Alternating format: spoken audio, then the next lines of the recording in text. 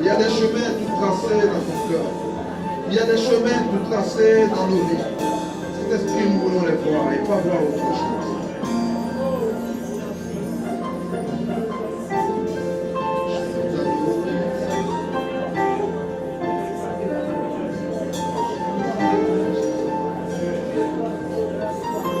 Me souvenir de ta bonté, Seigneur.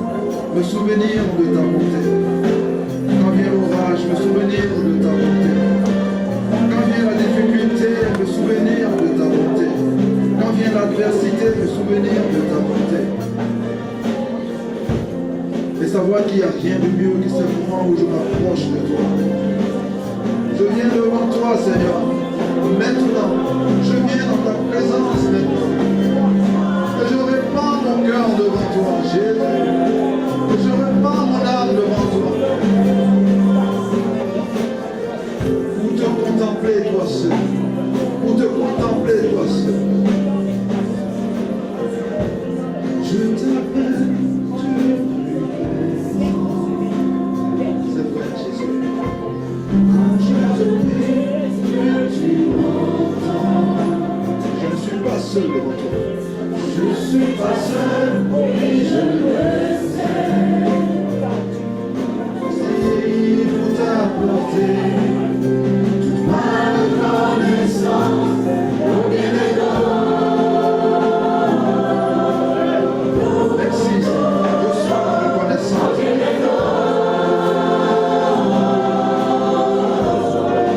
Est-ce que nous pouvons reprendre, s'il vous plaît? Quand je t'appelle, tu me réponds. Tous les jours, Seigneur. Lorsque je prie, tu m'entends. Et tu es toujours là avec moi. Je ne suis pas seul, oui, je le sais. Me voici pour t'apporter toute ma reconnaissance.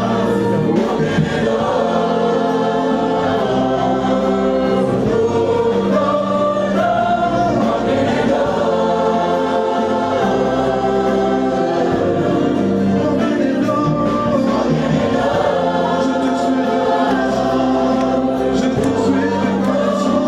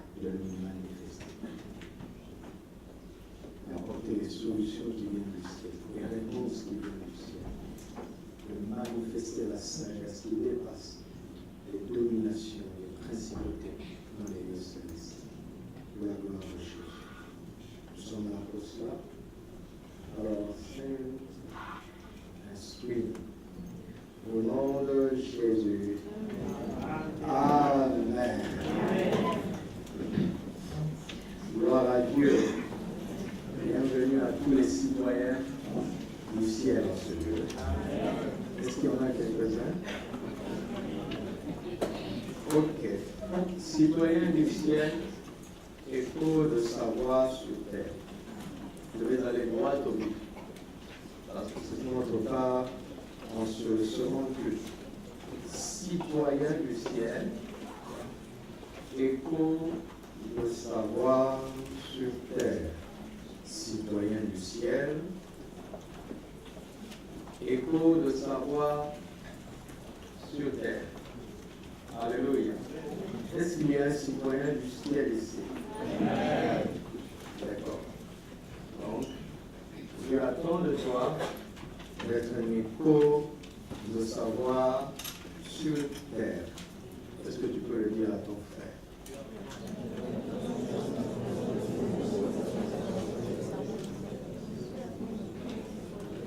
Un écho, c'est quoi? C'est quoi un écho? L'écho n'est pas la source du message, n'est-ce pas? Il n'est pas la source de la voix. Il répète, il fait entendre ce qui a été dit. Alléluia. Hébreux chapitre 12, verset 22. Mais vous vous êtes approchés de la montagne de Sion, de la cité du Dieu vivant. Qu'entendez-vous lorsque vous lisez ceci? Qu'est-ce qu'on dit ici? Qu'est-ce que la Bible nous dit en Hébreux 12, 22 ici? Qu'est-ce qu'elle nous dit? Qu'est-ce qu'elle nous dit? On s'est approché de la montagne de Sion et de la cité du Dieu vivant. Et ça veut dire quoi? Ça veut dire qu'on s'est approché. Pas qu'on s'approchera. Dieu n'attend pas le jour où ce sera possible que l'on puisse s'approcher, notamment ici, de la cité du Dieu vivant. Nous nous sommes déjà approchés. Cela veut dire que la cité du Dieu vivant est à notre portée. Alléluia. Hébreux 11, chapitre 8, nous montre que ce n'était pas l'expérience d'Abraham. Pour lui et pour eux, c'était une espérance. Ce n'était pas encore leur expérience, mais c'était pour eux une espérance. Est-ce qu'on se comprend? C'est par la foi qu'Abraham, lors de sa vocation, obéit et partit pour un lieu qu'il devait recevoir en héritage, et qu'il partit sans savoir où il allait. C'est par la foi qu'il vint s'établir dans la terre promise, comme dans une terre étrangère, habitant sous les tentes, ainsi qu'Isaac et Jacob, les co-héritiers de la même promesse, car il attendait la cité qui a de solides fondements, celle dont Dieu est l'architecte et le constructeur. Alléluia. Il l'attendait. Elle n'était pas encore venue. La suite du passage montre qu'ils ont salué ces choses de loin. Ils les ont vues. C'était une réalité, mais ils les ont saluées de loin. Ne te fatigue pas de m'entendre répéter les mêmes choses. Pour toi, cela est salutaire. Alléluia. Combien de poulets tu as mangé depuis que tu existes? Vous aimez ça? On change un peu de sauce, mais le poulet reste le poulet. À la sauce tomate, c'est le poulet. À la sauce arachide, c'est le poulet. Qu'il soit braisé, c'est le poulet. Fait à la tagine, c'est du poulet.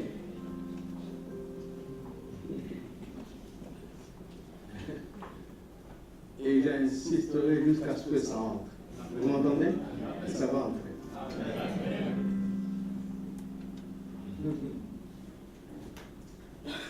Alors, cette cité est inébranlable.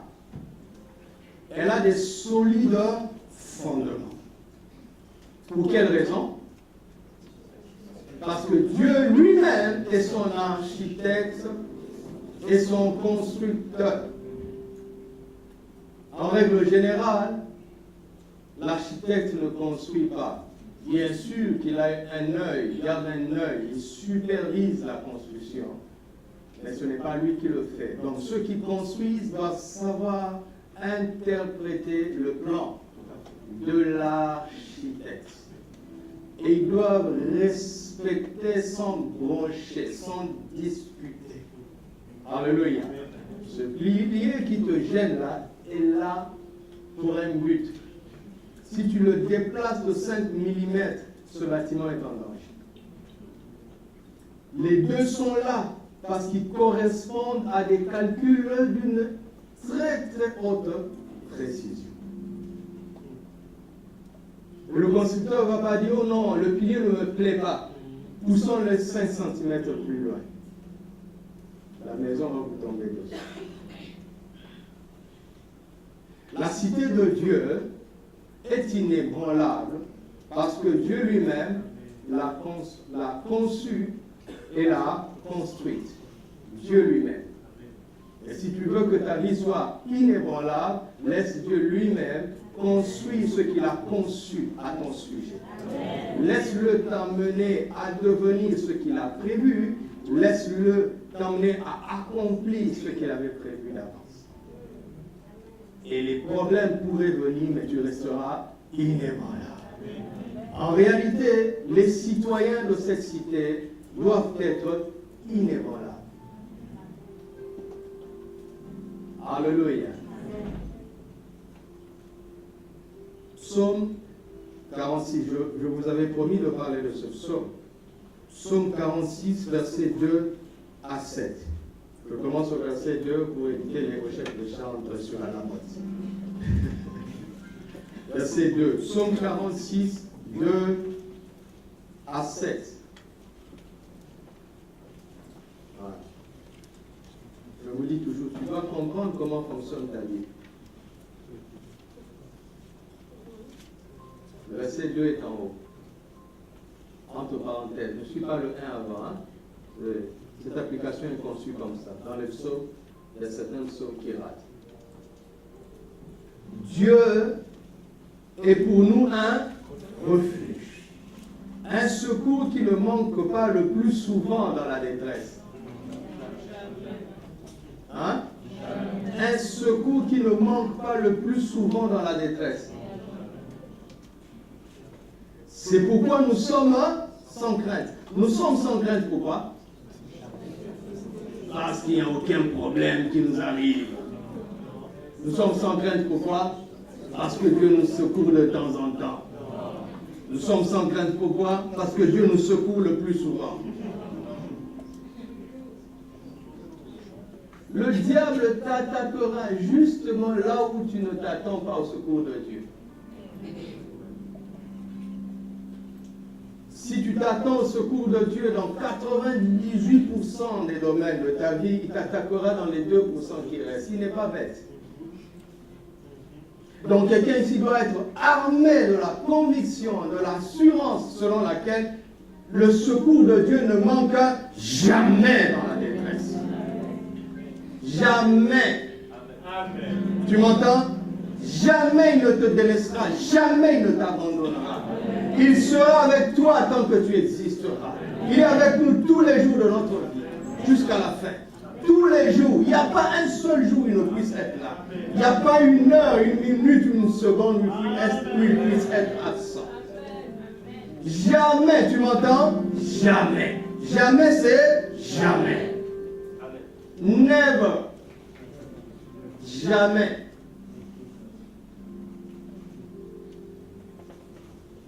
Personne ne peut dire que Dieu ne l'a pas secouru, qu'il était en danger et Dieu ne l'a pas secouru. C'est un mensonge très grave. Très, très grave. Son secours ne manque jamais dans la détresse. C'est pour cela que nous sommes sans crainte. Parce que nous avons cette assurance qu'il sera toujours là pour nous secourir. Donc à cause de cela, nous ne craignons aucun danger. Alléluia. C'est pour cela, c'est pourquoi nous sommes sans crainte. Quand la terre est bouleversée et que les montagnes chancellent au cœur des mers, quand les flots de la mer mugissent, écument, se soulèvent jusqu'à faire trembler les montagnes, pause. Arrête-toi. Ah oui. Parce que ce qui va suivre est là. Il faut d'abord que tu t'arrêtes. As-tu accepté la première vérité? Si tu n'as pas accepté la première vérité, tu n'accepteras pas la suivante. Si tu n'as pas réussi en première, comment tu es arrivé en deuxième? Et par quel miracle tu réussiras en deuxième? Pause. D'accord? Donc,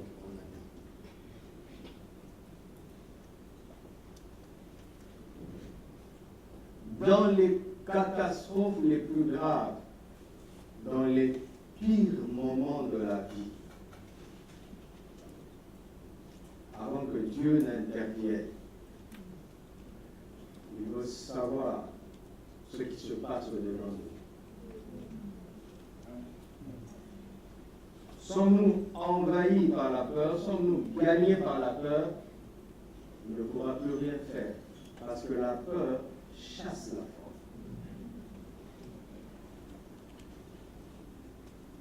La peur chasse la foi. Et quand la foi s'en va, l'incrédulité s'installe. Quand l'incrédulité s'installe, Jésus ne peut rien faire. Il disait ça en Marc 6. Dans sa vie, il ne put faire là aucun miracle. Il était même étonné de leur incrédulité. Étonné. Il disait, waouh, je n'ai jamais vu des gens aussi incrédules. Mon Dieu. Jésus était étonné. Comme j'aime le dire, dans Marc 6, c'est un passage étonnant où l'omnipotent n'arrive pas à faire et l'omniscient s'étonne. Il est surpris. Lui qui est censé tout savoir, il est étonné.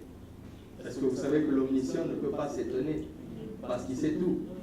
Et l'omnipotent, le tout-puissant, ne peut pas ne pas pouvoir faire parce qu'il peut tout. Mais il y a quelque chose qui annule sa toute-puissance et son omniscience. C'est l'incrédulité. Et l'incrédulité, écoutez-moi, pour nous les enfants de Dieu, l'incrédulité ne viendra pas directement frapper à notre porte. Elle va se déguiser sous forme de peur. Elle va s'habiller de peur, alors qu'en réalité, c'est l'incrédulité. Et la peur est quelque chose de logique. Elle va te dire, regarde, toute la terre s'ébranle dans ses fondements. Les montagnes même chancellent. Les flots de la mer écument et mugissent. Il y a un tremblement de terre, une catastrophe, une crise internationale. Aide-toi et le ciel t'aidera. Quel ciel? Savez-vous que les esprits méchants sont dans les lieux célestes et viendront t'aider quand tu décides de t'aider toi-même? Quand un esprit méchant t'aide, qu'est-ce qu'il fait dans ta vie? Il te donne un coup de grâce. Il t'assomme. Il te tue, il te rase, il te supprime de l'histoire, il poursuit ta lignée. Ils sont méchants. Il ne faut pas leur céder un petit peu de place. Ils sont méchants. Donc, là où nous en sommes, ne banalisez pas la peur. Vous m'entendez? La première parole du Seigneur. Ne banalise pas la peur. Refuse d'avoir peur. Même si tu as raison d'avoir peur, refuse d'avoir peur. Comment? En ne marchant pas par la vue, mais par la foi. Dieu a dit que je ne serai jamais sans secours dans la détresse. Je suis dans la détresse, mais je refuse d'avoir peur parce que Dieu me secourt. Je ne sais pas comment il va s'y prendre, mais je sais qu'il va le faire. Alléluia. Refuse d'avoir peur. Ne donne pas accès à la peur dans ton âme. Parce qu'elle va emmener l'incrédulité. On s'est compris? Voilà, ça c'était notre pause. Est-ce qu'on peut continuer? Continuons donc. Comme nous avons compris ça, et que nous sommes armés d'une confiance absolue en notre Dieu, parce qu'il nous a promis que son secours ne manque jamais, jamais dans la détresse, quand nous acceptons ça, il va nous montrer comment il opère.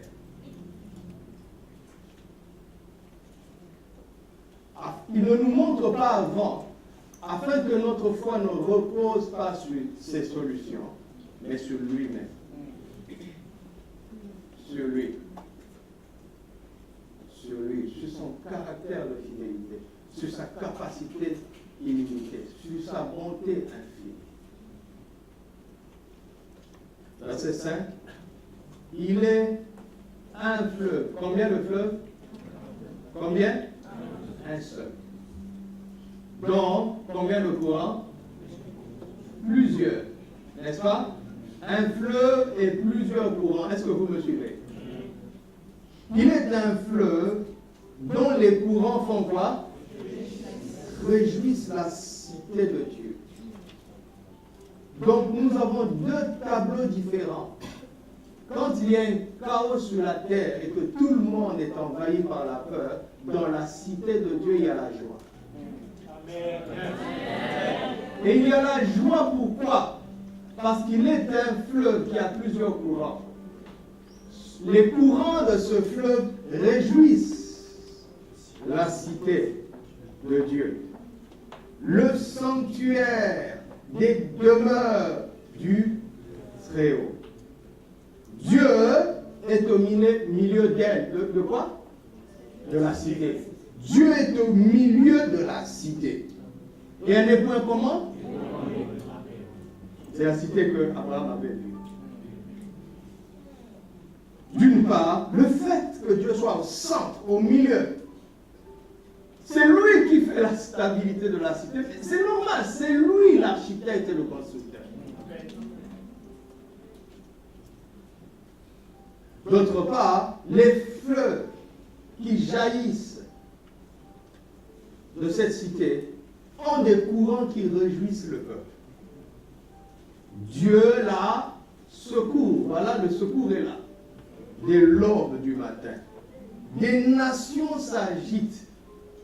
Des royaumes s'ébranlent. Il ne fait pas. Je ne fais pas exprès. Ce n'est pas moi qui ai écrit la Bible. Il fait entendre sa voix. Et la terre se fend épouvante. Maintenant, nous avons deux dimensions, nous les hommes. Nous sommes spirituels et naturels en même temps. Vous le savez, non? Les anges n'ont pas ces deux dimensions. Les anges ne sont que spirituels. Les animaux ne sont que naturels. Nous sommes à cheval entre les deux. Qu'est-ce que cela veut dire? Cela veut dire que notre dimension naturelle peut participer au chaos de la terre. En même temps, notre dimension spirituelle peut participer à la joie et à la stabilité de sa cité. D'accord? Donc on est là, à cheval, entre ces deux situations radicalement opposées. Maintenant, c'est notre âme qui va nous faire pencher vers telle ou telle autre réalité. Donc il appartient à chacun d'entre nous de choisir la réalité à laquelle il donne plus d'importance. Ça, c'est dans notre âme. Donc face à la même situation, quelqu'un peut choisir d'avoir peur. Et il a raison sur le plan naturel. Quelqu'un d'autre peut choisir de se réjouir. Et il a raison sur le plan spirituel.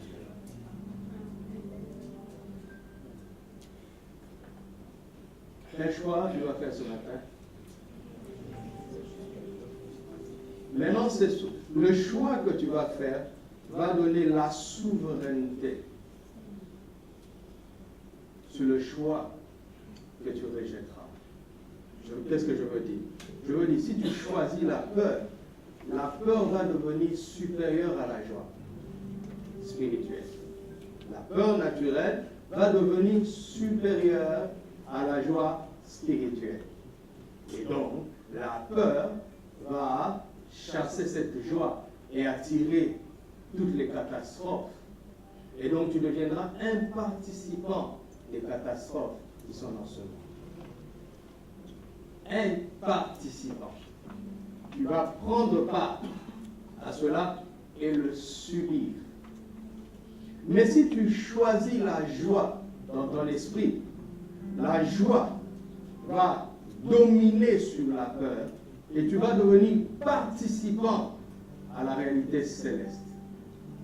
Et cette réalité céleste va te donner autorité sur la réalité terrestre. On n'est pas en train de dire que le chaos sur la terre n'existe pas, non. Le chaos sur la terre est bien réel, mais la joie du ciel est une réalité supérieure. Alléluia. Pour qu'un avion ne décolle, il n'a pas besoin de faire la négation de la pesanteur. Ah non, il doit d'ailleurs la respecter. Mais il va recourir à une loi supérieure pour dominer cette loi inférieure. Donc on n'est pas en train de nier les problèmes qui sont dans le monde. Oh, vous me suivez? On n'est pas fou. On n'est pas en train de nier ça. Je ne suis pas en train de dire que tu n'as pas raison de pleurer. Non, sur le plan naturel. À ta place, je pleurerai aussi, peut-être même pire. Tu as raison de pleurer. Mais tu opères dans une réalité inférieure, une raison inférieure, Il y a une raison plus grande que celle-là et qui peut t'emmener dans des vraies joies. Ce n'est pas des chants pour se distraire. Non, tu chantes vraiment en étant content. Parce que tu as découvert quelque chose de plus fort que ce que tu vis. Alléluia. Tant que tu ne l'as pas découvert, ne te réjouis pas. Ce serait hypocrite, faux, creux, artificiel. Mais au point où nous en sommes, je te dirais, arrête de pleurer aussi. Cherche à comprendre ce qui est plus important.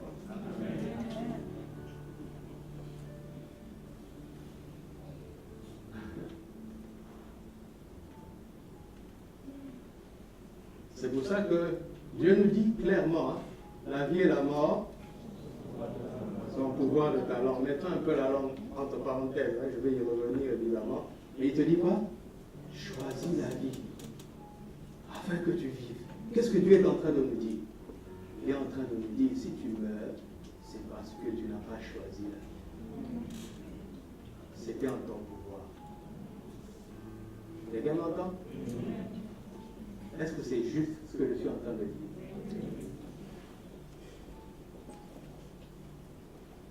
Comment est-ce que Jésus peut regarder quelqu'un et lui dire qu'il en soit fait selon ta foi? Bon, attendez d'abord. Il a parlé de cela dans le contexte du miracle. Mais admettons que cette personne ait cru que Jésus ne le ferait pas. Qu'est-ce qui allait se passer? Il en serait fait selon sa foi. Donc il mourrait.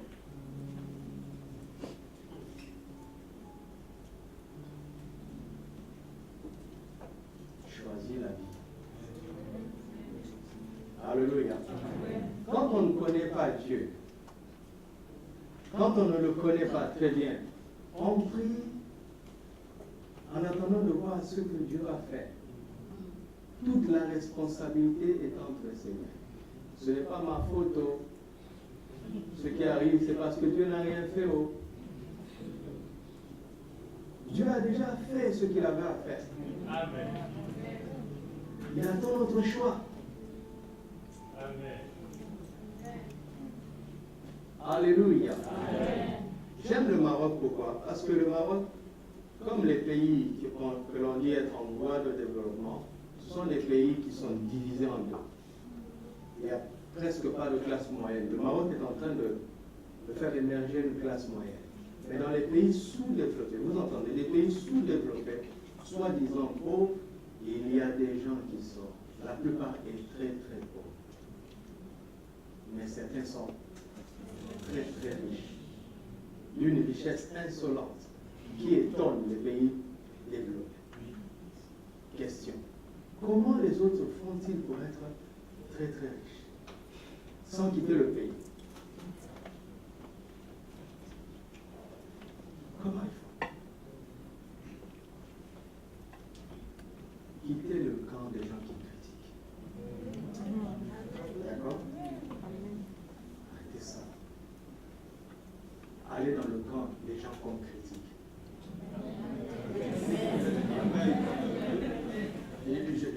J'assume ce que je veux dire. Si tu ne veux pas qu'on te critique, alors ne cherche pas à avancer. Est-ce que vous savez que les critiques ne font rien? Les critiques des hommes ne changent rien. Les grèves, est-ce que vous savez que les grèves ne changent rien? Les bâtons restent les bâtons. Alors je disais j'aime ce pays parce que dans ce pays, si tu le veux, ça ne va pas être facile, mais tu peux quitter la classe des pauvres. L'école est gratuite. En prenant les études au sérieux, en ayant un bon bac, en ayant accès aux bonnes écoles, finalement tu auras un bon diplôme. Donc, les conditions sont quand même là pour faire avancer. Mais il y a des gens qui choisissent de se plaindre. J'étais en Afrique du Sud. Les Noirs sont restés à l'époque de l'apartheid. Toujours en train de se lamenter, de se lamenter. Le jour où je suis allé retirer mon visa à l'ambassade de l'Afrique du Sud, disons des brochures, des magazines du pays. Pendant que j'attendais, je lisais. Et c'était une brochure où on classait les 50 meilleurs entrepreneurs de l'année. 70% d'entre eux étaient blacks. Black, c'est noir. Et donc, j'étais en train de lire ce qu'il disait. Chacun essaie de livrer un petit conseil, un petit secret de son succès. Et l'un d'entre eux a dit, j'ai choisi d'arrêter de me plaindre comme mes frères. Et quand j'ai arrêté de me plaindre, j'ai vu les opportunités qui étaient là. Les écoles sont là. L'éducation est gratuite. Oui, tu vas à l'école à pied, alors que le petit blanc, vous savez, je ne suis pas raciste, mais je parle de ce contexte. Le petit blanc vient à l'école en voiture. Mais dites-moi, est-ce que quand le prof va parler en classe, est-ce qu'il va parler différemment à ceux qui viennent en voiture et à ceux qui viennent à pied? Non. D'ailleurs, le plus souvent, ceux qui viennent en voiture ne prennent pas trop leurs études au sérieux. Parce qu'ils se disent, ben bon, je n'ai pas besoin d'étudier pour réussir. Ils se trompent. Parce que ce sont leurs parents qui ont réussi, pas eux. Ils se trompent. Ne te trompe pas. Mais celui qui regarde les études comme ça, son seul espoir, d'apprendre ça au sérieux. Donc il dit, j'ai choisi de quitter le camp de ceux qui se plaignent. Entendez par là qu'il parlait des Blacks. Mais il n'a pas voulu le prononcer. Parce qu'en Afrique du Sud, dès que tu parles comme ça, il dit, ah voilà, il a été acheté par les Blancs. Il n'y a rien que tu peux dire qui va accepter. Il a tracé son sillon, il est respecté.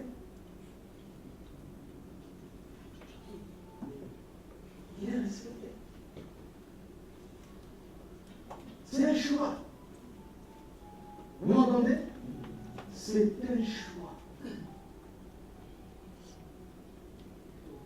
Pour que nos noms soient inscrits dans les cieux, c'est Dieu qui nous a choisis. Vous avez vu qu'il nous a élus avant la fondation du monde. Il a exprimé sa voix dans l'urne. Il t'a élu et toi et moi, avant la fondation du monde, afin que nous soyons semblables à son Fils. Il a fait un vote où il a exprimé sa voix. Il a décidé que toi et moi serions comme son Fils. Il a déjà fait son choix. Il nous reste à nous d'entériner son choix pour nous. De mettre un sceau, une approbation à ce choix. Alléluia. Amen. Écoute-moi, mon ami.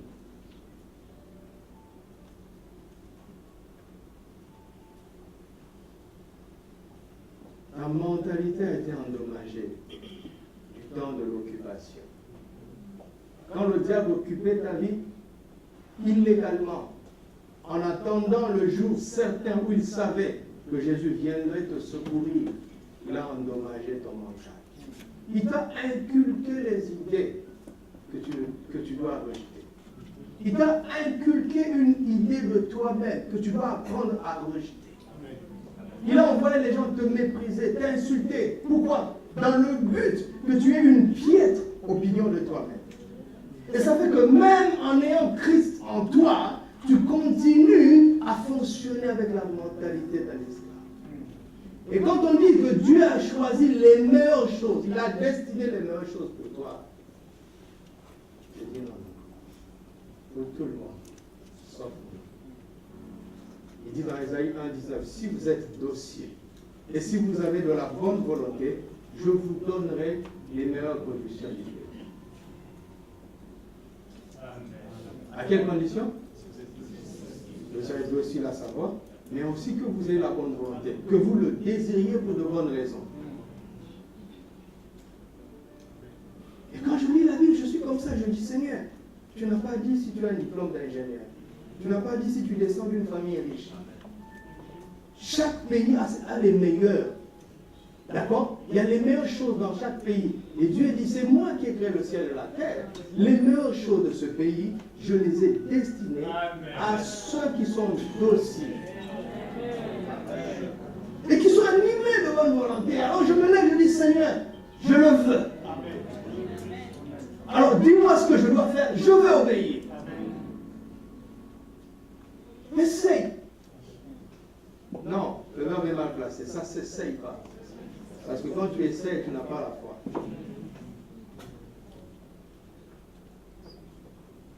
Quand j'ai commencé à croire ces choses,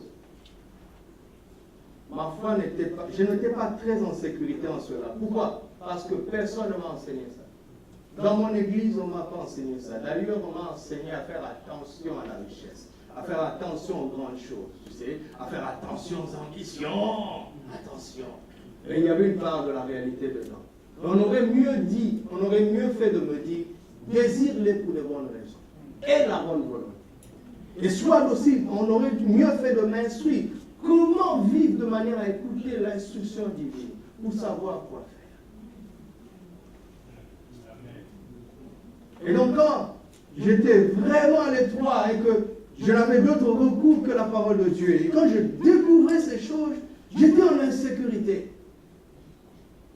Parce que c'était différent de tout ce que j'avais entendu. Quand j'étais enfant, écoutez l'éducation que j'ai reçue.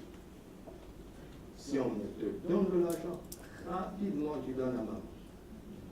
L'argent c'est mauvais. C'est pas bien. Quand tu disais à maman, maman, donne-moi de l'argent pour acheter des bonbons, elle te tape. Elle te dit, demande des bonbons, pas l'argent. Elle avait une bonne intention. Mais j'ai grandi en ayant peur de l'argent. Je ne le savais pas. Je ne le savais pas.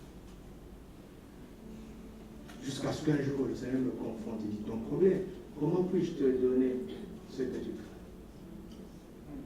Il m'a ramené dans mon passé, dans mon enfance. Il a dit, voici, tu as une mauvaise idée. Je disais, Seigneur, mais l'amour de l'argent, c'est la racine de tous les mots. Il me dit, répète. Je dis, l'amour de l'argent, c'est la racine de tous les mots. Il me dit, répète. Et il me répond, l'or et l'argent m'appartiennent. Donc tous les mots m'appartiennent. Non, bien sûr que non. Bien sûr que non. L'argent n'est pas un problème. C'est l'amour de l'argent qui est un problème.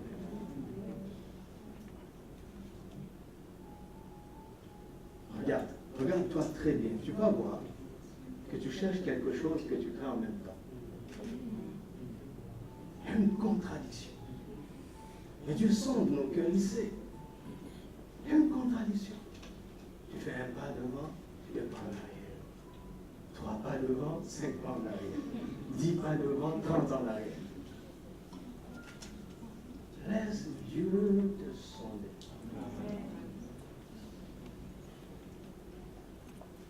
Alléluia. Est-ce que vous savez que là où il y a l'Esprit du Seigneur, il y a la liberté? Ça veut dire quoi? Liberté de prophétiser? Liberté de parler très fort en langue? Oui, bien sûr. Bien sûr. Mais peut-on parler de liberté si on n'a pas le droit de choisir? Hein? C'est ça, le couteau à 2 tranchants. La parole est un couteau à 2 tranchants. Elle te dit, quand je viens, je t'apporte la liberté. Liberté face au bourreau, à Satan, bien sûr. Mais ensuite, vie de liberté aussi. Je ne t'imposerai pas ce que tu ne veux pas. Même si je le désire profondément. Tant que tu ne l'auras pas choisi, je ne peux pas te le donner. Parce que je ne peux pas te donner ce que tu ne veux pas. La liberté, mes amis, c'est la liberté. Alléluia. C'est pour cela que vous voyez les esclaves. Le jour où ils sont libérés, ils chantent. Mais quand ils voient les responsabilités après, ils disent, ah, les concombres étaient mis en Égypte. Moïse, là-bas au moins il y avait de l'ail, de concombre.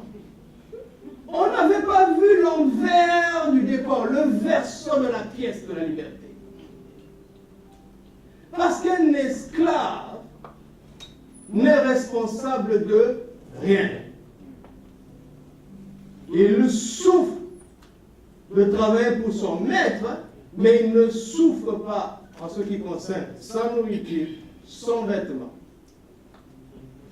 C'est la responsabilité du maître. Un mauvais maître. Dieu n'est pas comme ça. C'est pour ça qu'il dit, demande. Ne murmure pas. Nous avons soif. Oh, nous allons mourir. Non, arrête de murmurer. Tu as soif. Dis, donne-nous de l'eau. Quelqu'un qui a ouvert la mer rouge, il peut-il pas susciter de l'eau? Pourquoi murmurer? Que veux-tu?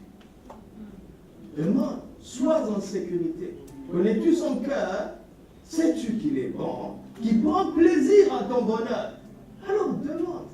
Sais-tu qu'il peut tout? Il n'y a rien que l'on puisse lui demander et qu'il ne soit incapable de le donner.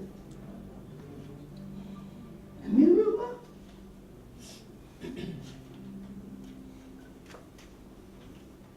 Le choix. Le choix, mes amis, le choix. Le choix.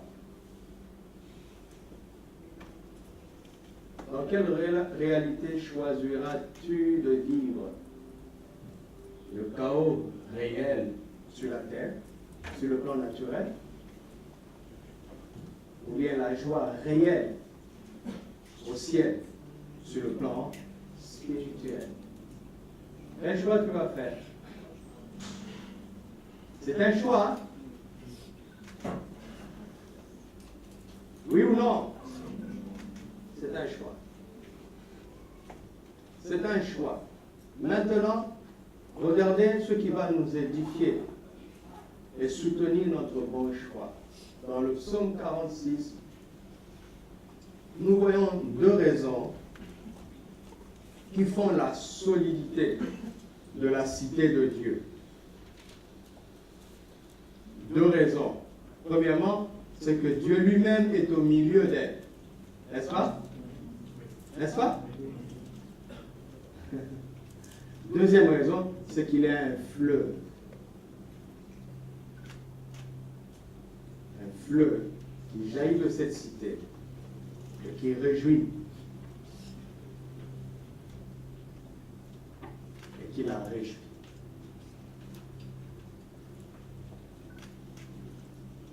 Là où Dieu est au centre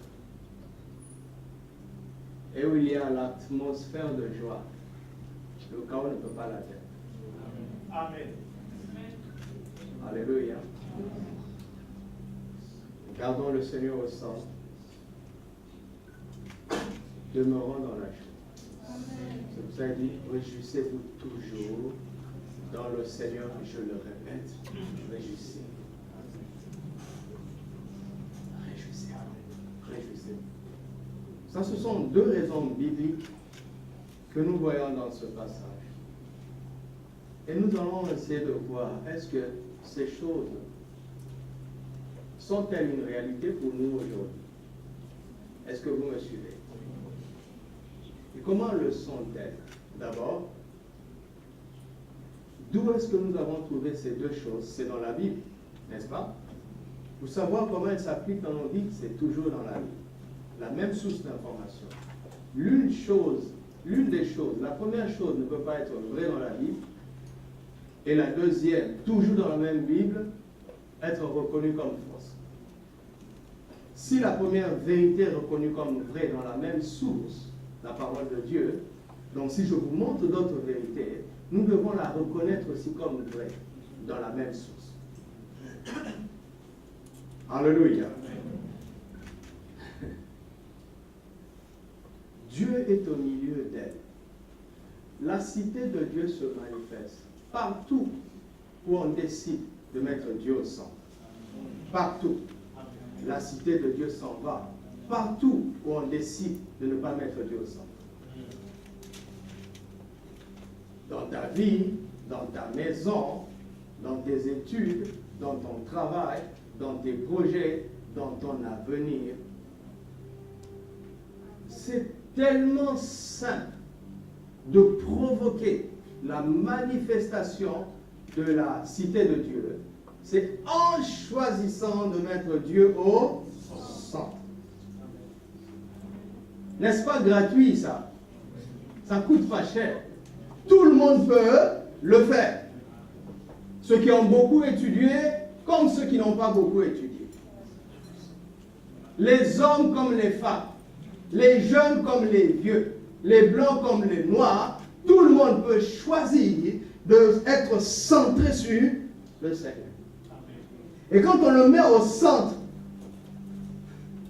manifester la cité devient son affaire. C'est sa responsabilité. Notre responsabilité à nous, c'est de le mettre au centre. Sa responsabilité à lui, c'est de manifester la réalité de sa cité. Alléluia. Amen. Est-ce que vous me suivez? Jean chapitre 14, verset 23. Un passage magnifique. Jésus lui répondit, si quelqu'un m'aime, il gardera ma parole. Et mon Père l'aimera, et nous viendrons à lui, et nous ferons quoi? Où? Il dit, ne cherche pas à nous attirer chez toi. Tu n'es pas assez fort. Si tu prends une corde et que tu nous attaches, le Père et moi, même 7 milliards d'humains ne pourront pas nous tirer. Parce que nous sommes très lourds. Mais il y a un secret. Aime-moi, garde ma parole et tu verras. Ton amour et ta foi, ta mise en pratique de ma parole va attirer en toi la présence du Père et du Fils. Alléluia.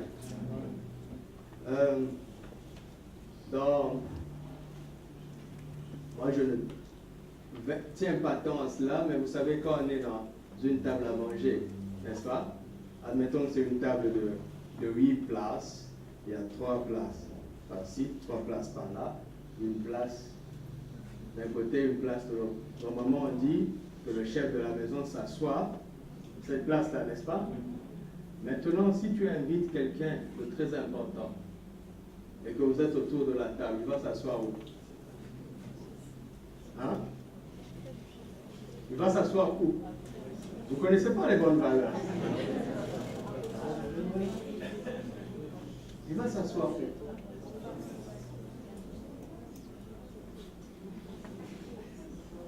Regardez. Le jour où Papa Karamiri va venir, est-ce que vous savez qu'il veut venir?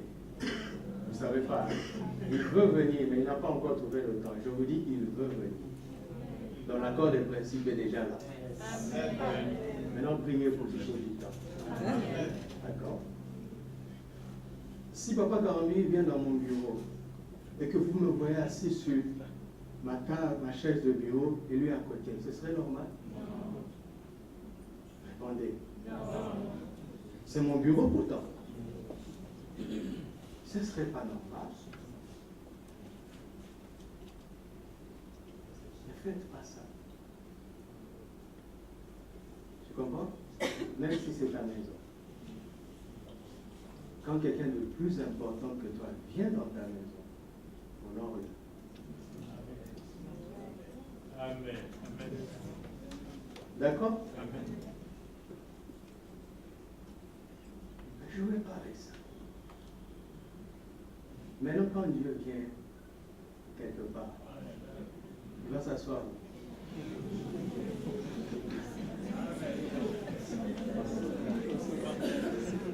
Vous avez compris, hein? C'est ce que Jésus est en train de dire.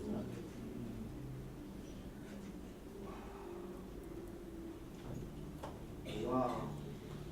Ça veut dire quoi? Ça veut dire qu'il est dans nos vies, mais on ne l'honore pas. Il ne peut pas créer les conditions de sa cité. Et nous sommes balayés avec les chaos qui balayent ce monde. L'entraînant en nous. Il est en nous et il est entraîné dans ce chaos avec nous. Ça aurait pu changer simplement avec une attitude d'honneur. Je dis bien attitude. Est-ce que c'est vrai ce que je raconte?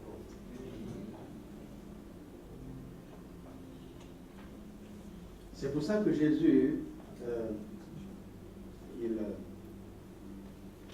donne un préalable à la venue du Père et de lui-même en nous, par le fait que nous l'aimions et que nous gardions sa parole. Je vais ajouter quelque chose. L'honneur qui est donné par obligation n'est pas de l'honneur. Ça ne compte pas. Amen. Vous entendez? Jésus n'a pas dit, si vous gardez ma parole, le Père et moi nous viendrons. Non, non, non. Non.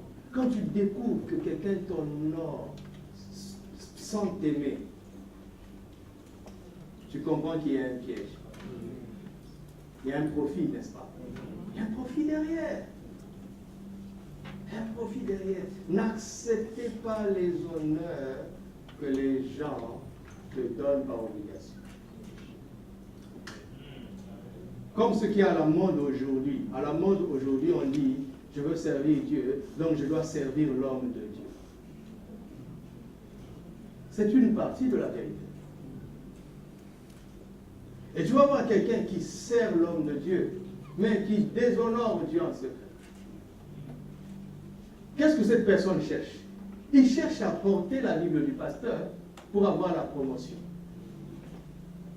Mais c'est une aberration de chercher la promotion dans l'œuvre de Dieu sans honorer le Dieu de cette œuvre. Oui, honorer l'homme de Dieu, c'est important, ça fait partie du protocole. Mais pas sans honorer Dieu, le Dieu de cet homme. Alléluia. Amen.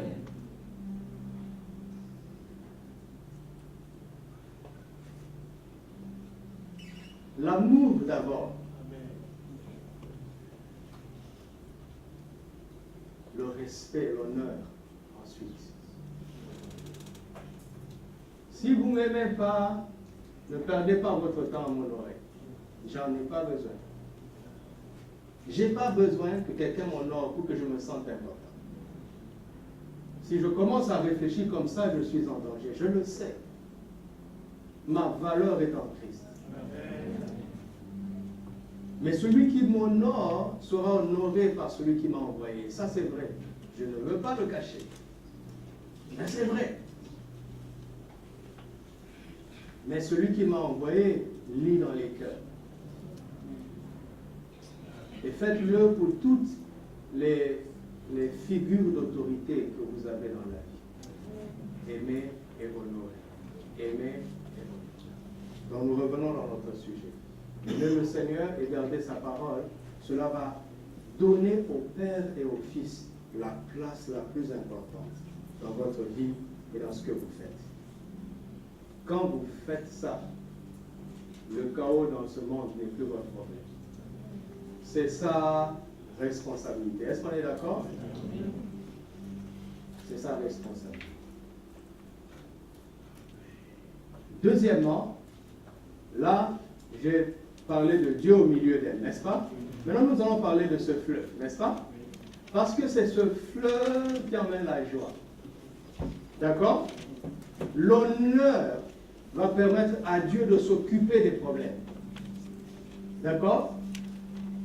Mais ce sont ces fleuves qui vont te donner la joie, la vraie, la joie spirituelle.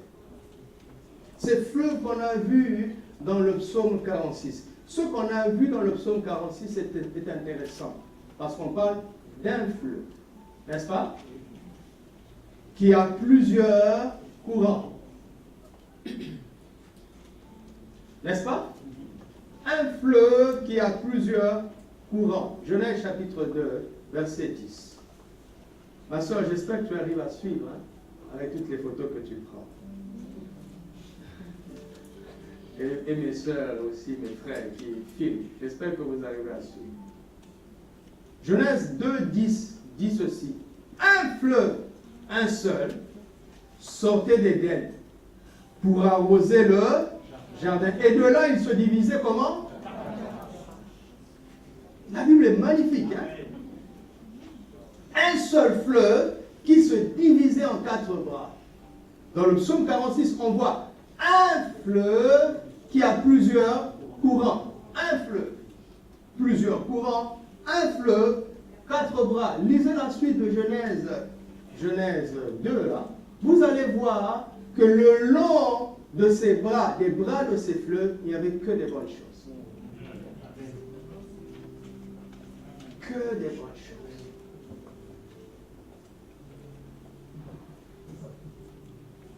Qu'est-ce que ça a à voir avec nos pasteurs? Jean chapitre 4, verset 10. Jean 4, verset 10. Jésus lui répondit, « Si tu connaissais le don de Dieu, et qui est celui qui te dit, « Donne-moi à boire », tu lui aurais toi-même demandé à boire, et il t'aurait donné de l'eau vive. » Verset 13.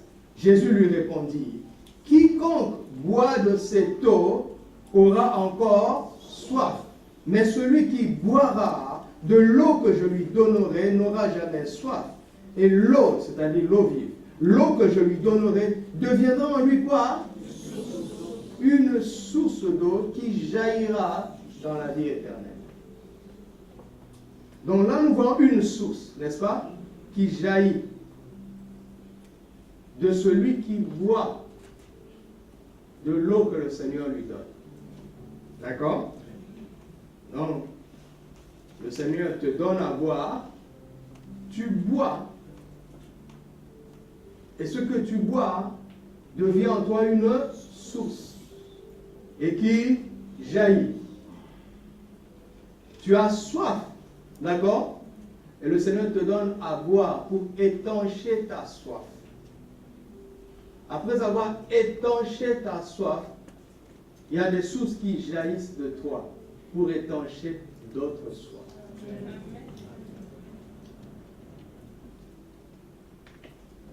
Qu'est-ce que cela veut dire? Dieu veut que quelqu'un expérimente sa grâce pour pouvoir témoigner aux autres, afin que les autres puissent expérimenter aussi sa grâce.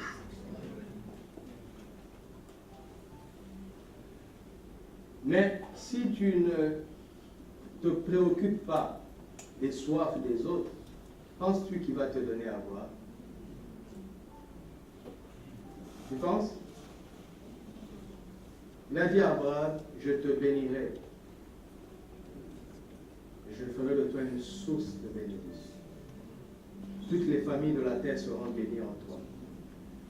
N'avait-il pas vu en cet homme la volonté d'aider les autres et d'aider le plus grand nombre? Alléluia. Donc ne reste pas centré sur toi. Vous voyez? Donc ce fleuve n'est pas pour ceux qui sont centrés sur eux. Alléluia. Ils sortent du centre de leur vie et disent au Seigneur, prends la première place. Maintenant, tes priorités seront mes priorités. Ta volonté sera ma volonté. Tes projets seront mes projets. Tes objectifs seront mes objectifs. Est-ce que je parle à quelqu'un? Amen. Donc ici, nous avons une source à partir d'une personne qui a bu de l'eau que le Seigneur lui donne. Une source. Jean chapitre 7, verset 37 à 39. Est-ce que j'ai cité un verset que vous ne connaissez pas? Ce sont tous les versets que nous connaissons. Tant mieux pour nous. Jean 7, 37. Le dernier jour, le grand jour de la fête, Jésus se tenant debout s'écria, « Si quelqu'un a soif, qu'il vienne à moi et qu'il le boive. » Il complète la révélation. Celui qui croit en moi, c'est-à-dire après avoir bu. D'accord? Celui qui croit en moi, des fleuves, plusieurs, n'est-ce pas? Couleront de son sein, comme dit l'Écriture, plusieurs fleuves.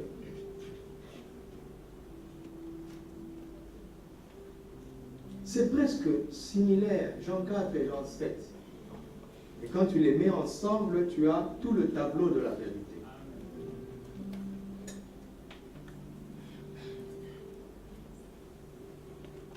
Est-ce que vous savez que la Bible a été écrite dans deux langues qui n'ont pas de ponctuation? Pas de point, pas de virgule, pas d'accent. en hébreu et en grec. D'accord? Si on pouvait le faire, je vous aurais dit d'écrire ce passage sans ponctuation. D'accord? Donc nous allons nous allons le lire en enlevant tous les points, les virgules et les 2 points qui sont dedans. D'accord? Écoutez-moi, je vais lire. Le dernier jour, le grand jour de la fête, Jésus se tenant debout s'écria, si quelqu'un a soif, qu'il vienne à moi et qu'il boive, celui qui boit en moi les fleuves d'eau du coulement de son sein, comme dit l'Écriture, il dit cela de l'esprit que devait recevoir cela.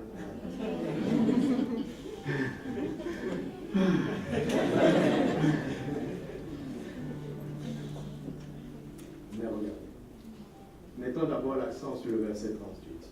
Il dit, revenons avec les ponctuations qui sont là, les virgules. Il dit, celui qui croit en moi, les fleuves d'eau vive couleront de son sein. Comme dit l'Écriture. Qu'est-ce que vous entendez? Voici ce que j'entendais avant de lire un livre qui m'a instruit sur ce verset il y a très longtemps. Moi, je vais vous dire comment j'entendais. Celui qui croit en moi, les fleuves d'eau vive couleront de son sein. Comme dit l'Écriture. C'est ce que j'entends. Et l'auteur a dit, je veux vous proposer une autre compréhension. Celui qui croit en moi, comme dit l'Écriture, les fleuves d'eau vive couleront de son sein. Vous voyez la différence? Parce que tu peux croire en Jésus comme tu le veux, mais pas comme l'Écriture le dit. Oui ou non? Alors,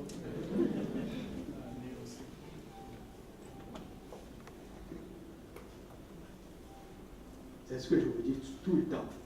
Voici les miracles qui accompagneront ceux qui auront cru. Point. En mon nom, ils chasseront les démons. Non, ça ne marche pas comme ça. Quand tu as la révélation des Écritures, tu comprends que ça ne marche pas comme ça. Parce que le nom de Jésus n'est pas au service de ceux que vous croyez. Il dit, voici les miracles qui accompagneront ceux qui auront cru en mon nom. Si tu t'arrêtes là, tu t'arrêtes là. Tu vas fouiller maintenant. Qu'est-ce que la Bible dit de son nom? Et tu vois que son nom est au-dessus de tout nom. Donc tu n'auras pas peur de chasser les démons en son nom. Parce que tu as cru en son nom. Tu n'as pas cru pour utiliser son nom, mais tu as cru en son nom. Voici ce que les ponctuations peuvent faire, déformer la pensée profonde. Il nous demande de croire comme le dit l'Écriture. Et si nous croyons comme dit l'Écriture, nous allons voir des fleuves d'eau vive couler. Alléluia. Voici le premier problème. Le premier problème, c'est que nous venons à Jésus parce que nous avons soif. Concentrés sur nous-mêmes. Par amour, il étanche notre soif. Mais une petite source qui coule. Mais ce n'est pas le fleuve qui réjouit la cité, mais ce sont les courants qui jaillissent de ce fleuve qui réjouissent la cité. Est-ce que quelqu'un entend ce que je suis en train de dire? Le fleuve Congo, le fleuve de mon pays, est le deuxième fleuve le plus puissant au monde en termes de débit, après le Mississippi, Missouri. Mais si tu vas à la source de ce fleuve, tu vas être surpris. Une petite source au nord, au sud-ouest de mon pays, qui devient un puissant fleuve, plus loin et plus tard.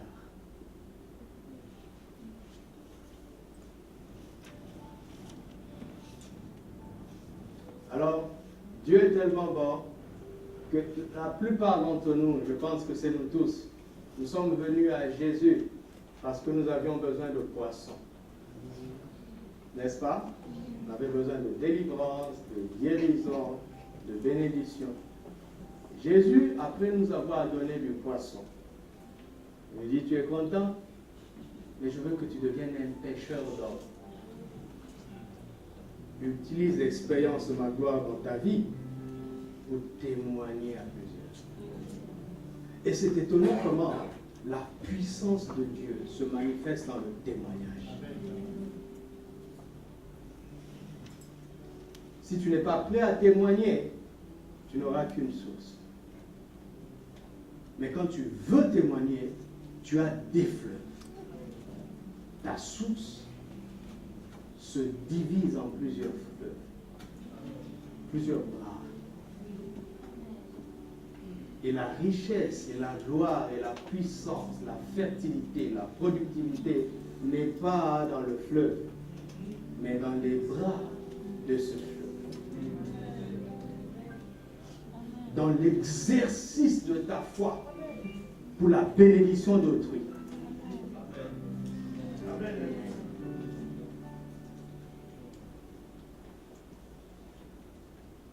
Qu'est-ce qu'il faut faire? Ajouter à sa soif la foi, comme le disent les Écritures. Comme le disent les Écritures. Comme le disent les Écritures. Alléluia. Amen. Comme le disent les Écritures. Et quand tu commences à faire ça, les fleuves jaillissent, jaillissent, jaillissent de ta vie. Alléluia. Puis-je continuer? Maintenant, regardons le verset 39. Après avoir fini jusqu'au verset 38, Jésus nous a reconnectés en Genèse 2. Parce qu'il est sûr de son œuvre de la rédemption. Il a réparé la faute de Genèse 3. Il dit maintenant l'histoire de Dieu dans le jardin doit continuer. Et il disait cela de l'Esprit que devaient recevoir qui? Ceux qui croiraient, car l'Esprit n'était pas encore, parce que Jésus n'était pas glorifié. Donc ce fleuve qui réjouit la cité de Dieu, c'est qui? C'est qui? C'est le Saint-Esprit quand Jésus est glorifié, quand Jésus est mis au centre de la cité. Alléluia! Quand Jésus n'est pas au centre de la cité, le Saint-Esprit est comme immobilisé. Mais quand vous glorifiez Jésus, que vous lui donnez la première place, la meilleure place, et que vous décidez de tout faire par rapport à lui, que ça vous plaise ou pas, quand vous décidez de faire ça, vous libérez les fleuves de l'Esprit. Et il commence à montrer au monde que nous ne sommes pas n'importe qui. Que nous ne partageons pas le même sort que les gens de ce monde. Et le Saint-Esprit s'en occupe lui-même. Quand on glorifie Jésus, il fait jaillir, jaillir, jaillir, jaillir, jaillir ses fleuves. Alléluia. Maintenant, y a-t-il ici quelqu'un qui se pose cette question? Je pense avoir glorifié Jésus. Je fais de mon mieux pour lui donner la première place. Mais je n'ai pas l'impression que ces fleuves jaillissent. Qu'est-ce qui me manque encore? Est-ce qu'il y a quelqu'un qui se pose cette question? Parce que c'est possible.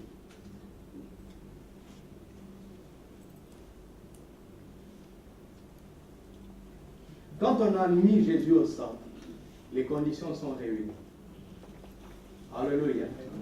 Mais regarde.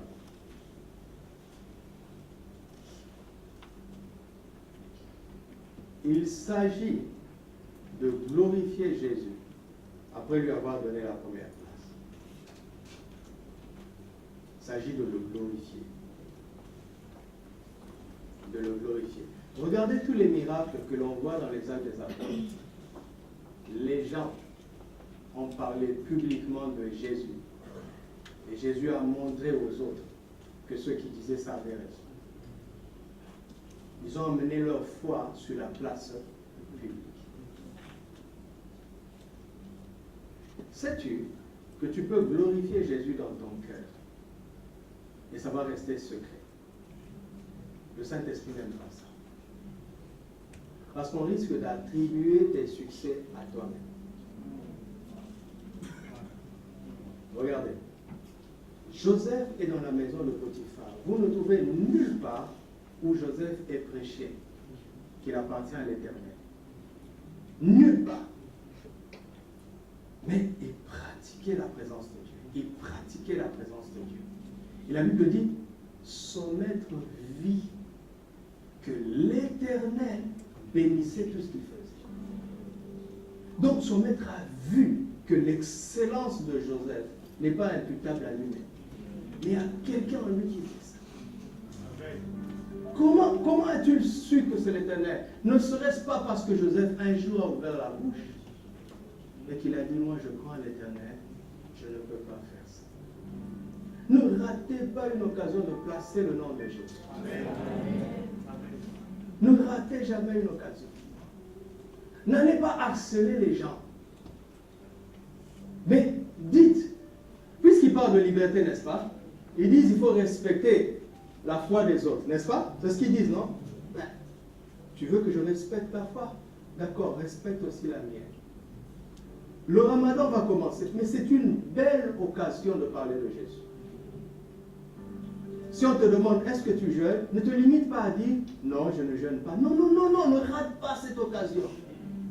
Dis, je ne jeûne pas parce que Jésus ne m'impose pas ça. Arrête-toi là. Arrête-toi. Quand on te dit, il faut falsifier ce chèque, tu dis, je ne peux pas faire ça à cause du Seigneur. Quand on te dit, ben allons nous mettre dans une boîte en pleine nuit.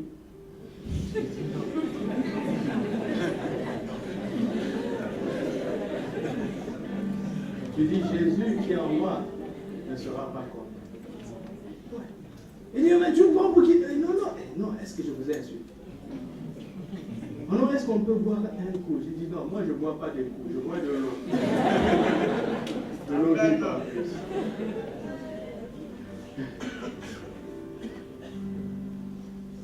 Jésus ne me permet pas de faire ça. Un jour, ils vont dire, il y a ça, plus ça, à cause de son Jésus. Amen.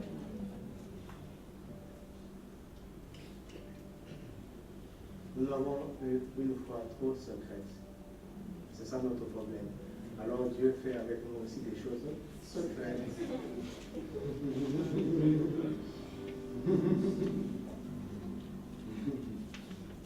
Le Saint-Esprit, sur la terre, il nous dit que vous glorifiez Jésus. Il n'a pas un autre objectif. Il n'est pas intéressé par rien d'autre. Et quand vous commencez à le faire, il fait jaillir. Alléluia. Amen. Est-ce que vous avez senti? Je suis en train de dire, de parler. Vous avez senti ça? Le fleuve est dans ta bouche. Est-ce que tu as compris ça? C'est dans ta bouche. Quand tu parles, tu fais wow. En esprit, c'est ce que ça fait. Les flots jaillissent puissamment par une confession de sa bouche. Alléluia. C'est pour cela qu'il veut que nous soyons l'écho de sa voix.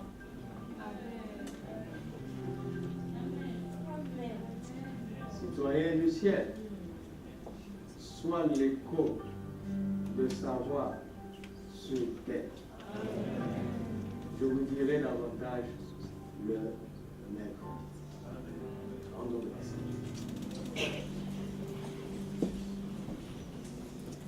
Rendons-lui grâce, rendons-lui grâce. Saint-Dieu. Rendons-lui grâce pour sa parole qui étanche nos soifs. Pour sa parole qui nous donne la foi.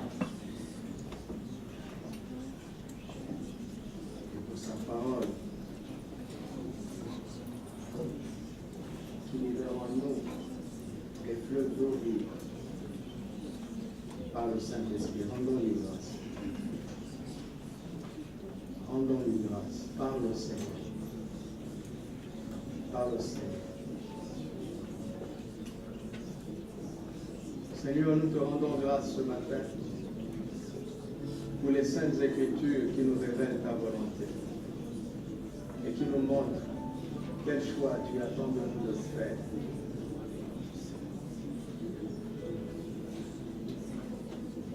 Pour que notre vie ne ressemble pas à celle des gens de ce monde, mais qu'elle ressemble à celle des citoyens du ciel. Merci pour les saintes Écritures, sans lesquelles nous ne connaîtrions jamais ta volonté. Merci pour la révélation de tes paroles qui nous éclairent et qui nous donnent de l'intelligence dans cette génération, afin que le monde puisse voir que tu es en nous, que tu es avec nous, et que tu es notre force. C'est toi qui nous tiens stable dans le chaos de ce monde. Notre secret, c'est toi, Jésus. Notre secret, c'est toi, Saint-Esprit. Notre secret, c'est ta parole. C'est cela notre secret. C'est cela notre secret.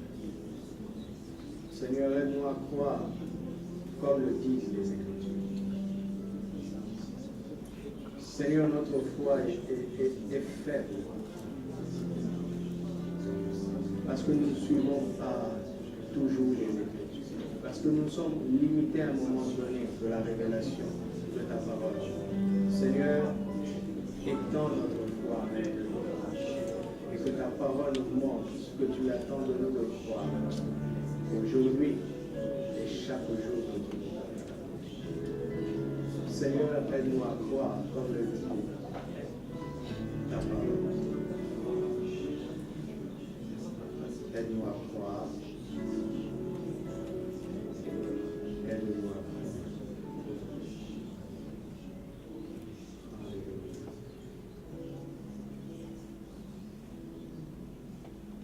Alléluia.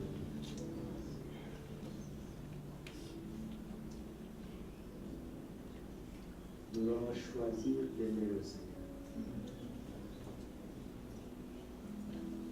De l'aimer plus que tout. Nous allons faire ce choix ce matin.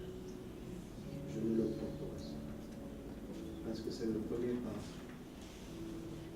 vers tout ce qui nous donne. Aimer le Seigneur de tout nos cœurs, de toutes nos forces, de toutes nos pensées, de toutes nos âmes.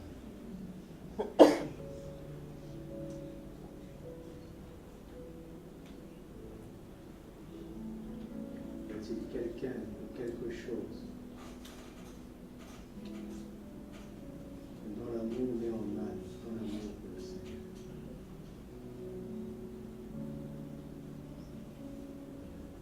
C'est là où tu dois faire ton choix. Ce n'est pas dans l'abondance de parole. C'est là où tu dois faire ton choix. Dieu savait très bien là où Abraham devait marquer son choix. Parce que son cœur était trop attaché à Isaac qu'il avait attendu si longtemps. Y a-t-il quelqu'un ou quelque chose dont l'amour perturbe ta foi, dérange ta communion avec le Seigneur? C'est là où Dieu t'attend de faire le choix. C'est un choix que tu dois faire librement. Mais c'est de ce choix que dépendra le reste. Saint-Esprit, je te prie d'éclairer chacun d'entre nous. D'éclairer notre choix. Et de nous conseiller le bon choix. Que personne ni rien ne prenne la place qui te revient à toi seul dans le cœur. Et s'il y a quelqu'un qui a une difficulté pour faire ce choix, donne-lui la force. J'ordonne à toute influence de l'ennemi de lâcher les habits. Au nom de Jésus. J'ordonne à toute influence extérieure de s'en aller maintenant. Au nom de Jésus. Afin que chacun soit face à lui-même et face à toi. Maintenant, ici, tu n'as aucune contrainte. Tu es seul face à lui. Et c'est ton choix. C'est ton choix. Et c'est la chose la plus importante que tu aies à faire en tant que citoyen de sa cité. Aimer le Seigneur et garder sa parole. Parle encore un instant au Seigneur.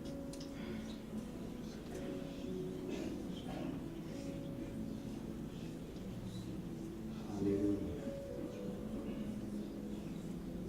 Merci Saint-Esprit de ton conseil. Ton conseil n'est pas des simples mots. Ce sont des paroles qui sont pleines de force. Pleines de force. Pleines de vie. Pleines de vie, Seigneur. Remplis maintenant ta parole dans nos cœurs. Que le Père et le Fils prennent la place principale par ta puissance. Que le Père et le Fils prennent la place principale par ta puissance.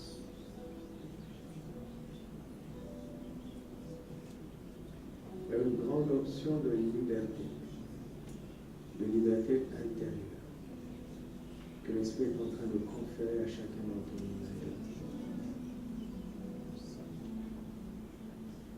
Tu vas te sentir libre de l'intérieur, libre de toute peur au-dedans de toi, libre de toute crainte au-dedans de toi, libre de toute pression au-dedans de toi. Il est l'esprit de liberté. Il est l'esprit de liberté. Il est l'esprit de liberté.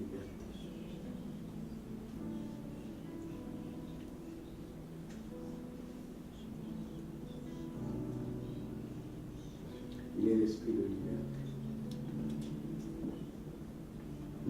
Tous ceux qui savent ce qu'ils doivent faire, mais qui n'arrivent pas à le faire, reçoivent maintenant la force de pouvoir le faire. Je vous assure, je le vois le faire. Recevez sa paix, parce que je le vois le faire. Recevez sa force. Recevez sa capacité. Recevez sa capacité. Il est venu nous aider de l'intérieur afin de nous fortifier et de nous transformer.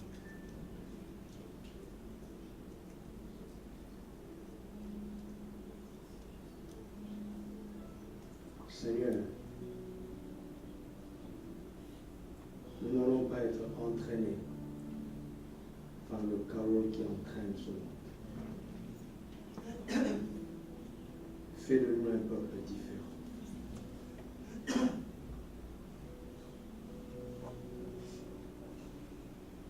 Seigneur, que mon frère ou ma soeur ne soit pas entraîné par le chaos qui menace le milieu où il se trouve. Là où il travaille, là où tu l'as placé. Distingue-le, au nom de Jésus. Seigneur, que le désespoir qui envahit ce monde ne nous entraîne pas avec les hommes. Que nous demeurions dans la joie et que cela interpelle ceux qui sont autour de nous. Car notre joie vient de toi. Elle ne vient pas de ce que nous voyons, elle vient de notre confiance en toi. Toi qui es assis sur le trône de nos cœurs.